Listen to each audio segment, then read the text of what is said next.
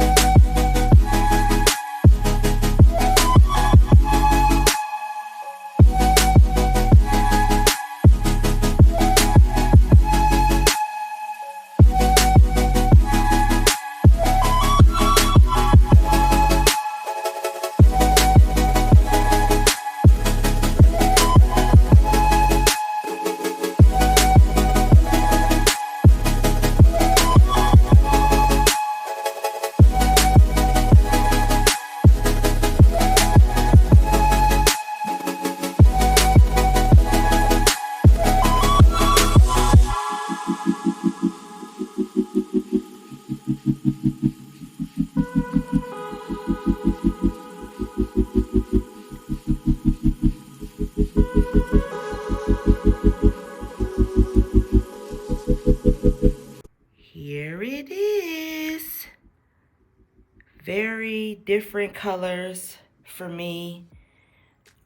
I've used every last one of these colors separately, but I don't think I've quite used them together like this. I also added a little bit of it's really light gray, it's not white. I am sort of upset because I wanted to add some black, but I didn't think about that until the last minute, like, maybe I should have added some black to break up these colors. But I love the little bitty cells that is popping through, so I'll see how it dries. I was ready to post this video and I realized I did not have the dried results included. So here's the dried results. It is 100% dry. Very different color combination for me. I would say this is a little bit outside of my comfort zone. I don't use blue and green together often. I don't know. I just would prefer to use blue and yellow to make green versus using blue and green together. I don't know, it just does something to my eyes. But the gold is absolutely beautiful with the brown. I love the pattern that it made going across the canvas. The base that I did originally with the black and gold, I don't know what I was planning to do there, but this is really pretty, and I am going to varnish it, and it is going to be available in my Etsy shop. Okay, thank you for watching.